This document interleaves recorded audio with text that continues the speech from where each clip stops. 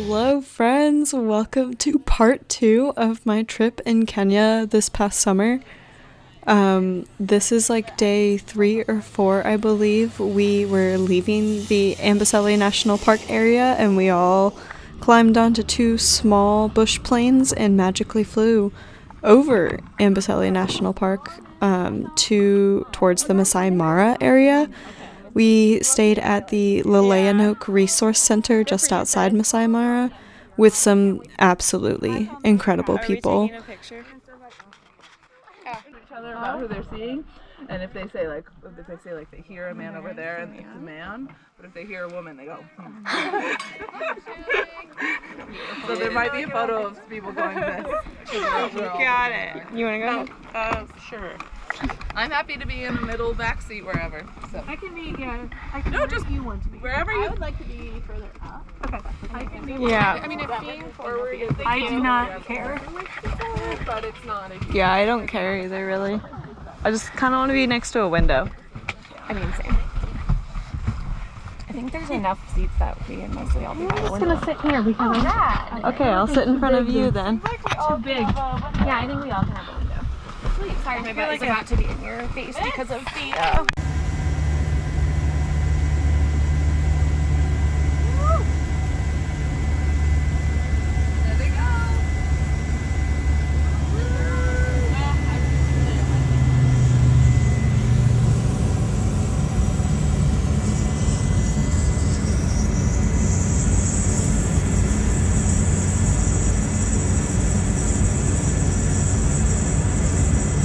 They're up.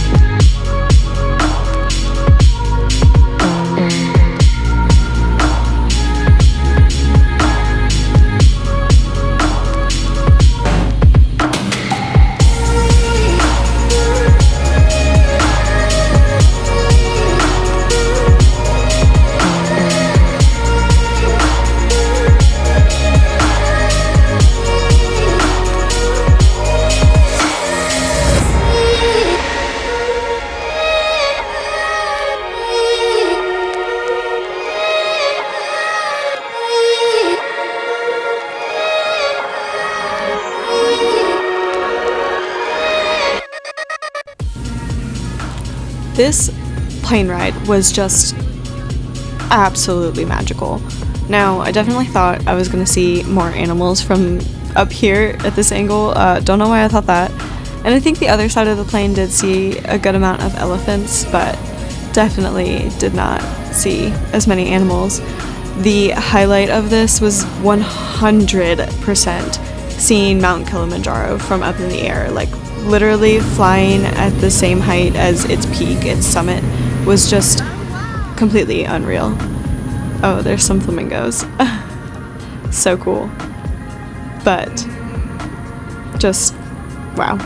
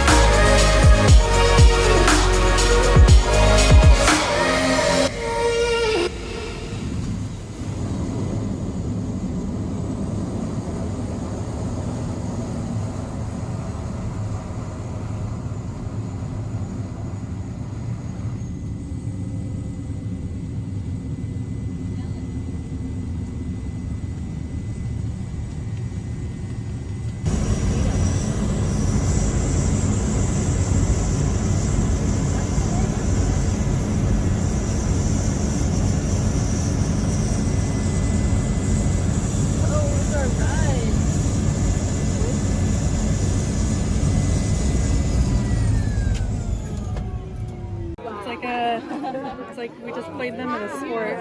So at the end of the game, high five everybody.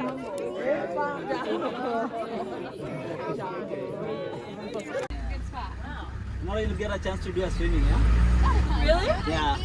Wait, really? Yeah.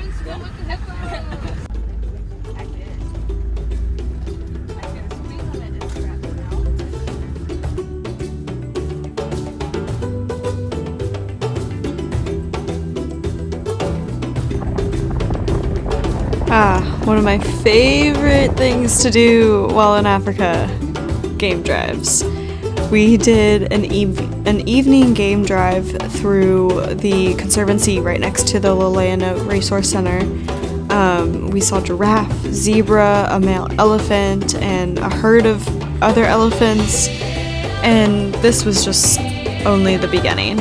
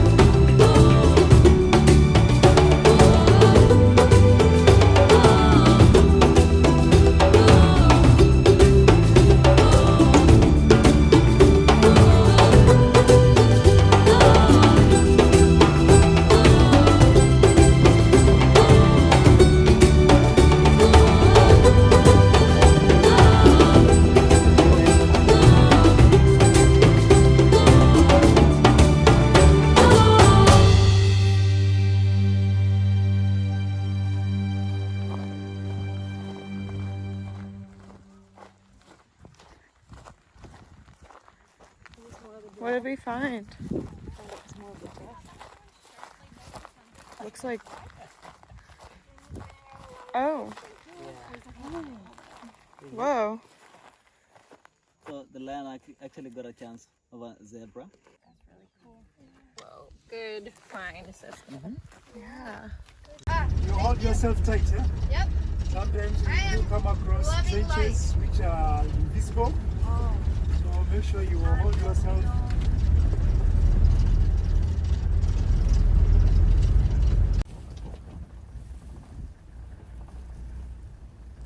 4:30 a.m. wake-up call to hop in a Jeep to go find some carnivores, both small and large, is never a bad thing. Not seeing lions is a bad thing, and not getting to nap is also a bad thing. So the Lale'enok Resource Center actually works with local Masai people to hire them to be on what they call the Carnivore team, which is a group of people that go out every single morning to track carnivores, figure out where they are so that they can get the message to local communities and tell them to keep their livestock herds away from where those carnivores currently are hanging out.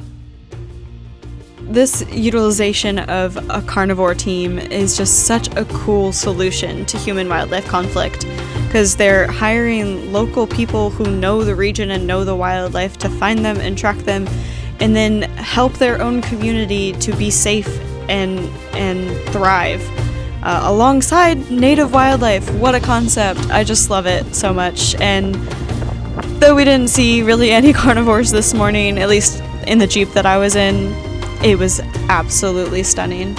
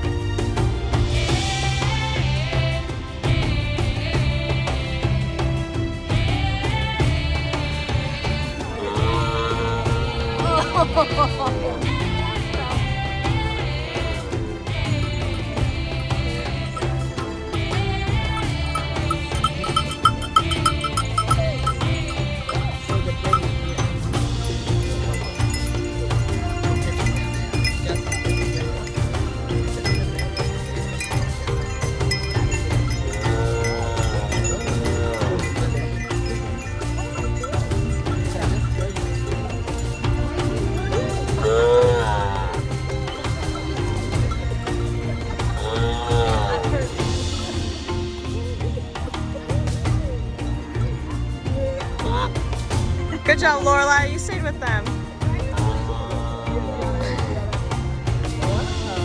Good job.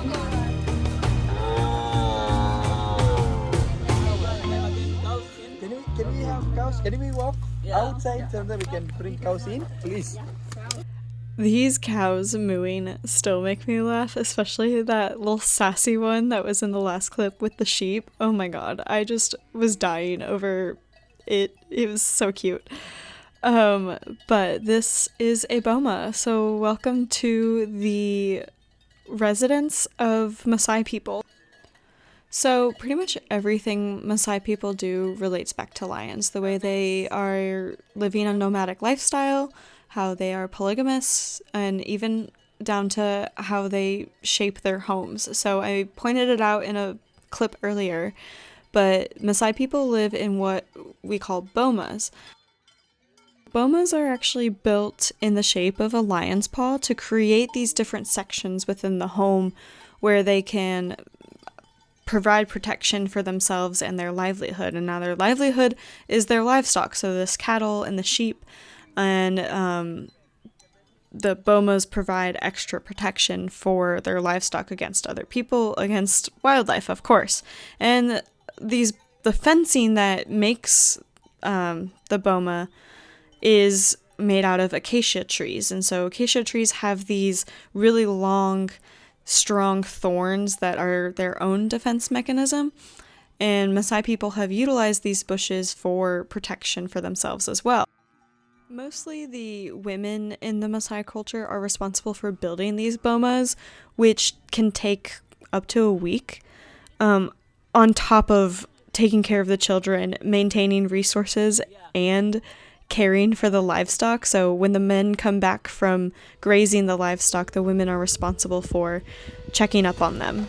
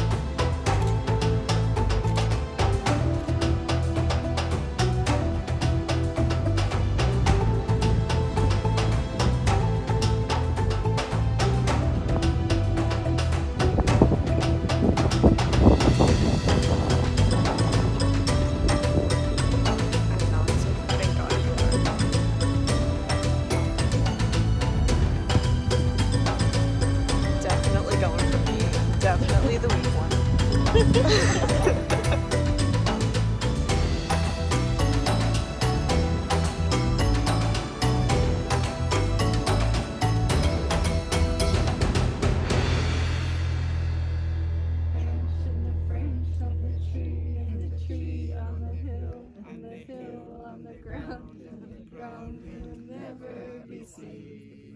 Now, the last is the chick.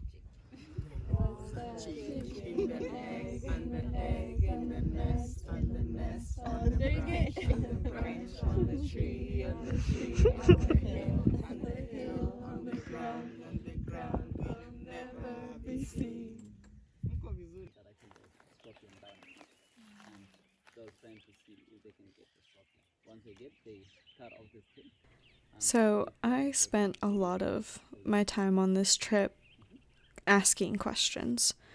I asked, how can I improve my paper and what I've learned and experienced here? I was wondering what more I could do for my master plan. How will I tell the people I love what I've learned here? You know, down to questioning where I live and should I move out west and start my own nonprofit organization. I could feel myself dreaming again, and I had this new sense of confidence by the end of this trip. I've struggled with confidence my entire life, and I think I put off this persona of being brave and strong and sure of myself, But inside, especially when I'm surrounded by other experts in this field and the field that I'm passionate about, I'm screaming. I'm scared. I feel almost like an imposter. That imposter syndrome completely takes over. And before this trip, I had a lot of negative self-talk going on in my head. Afterwards, I was ready to hit the ground running. I wanted to do so much, and I still do. And I'm so excited to see where I take my new passions and interests and skills that I've gained from this experience.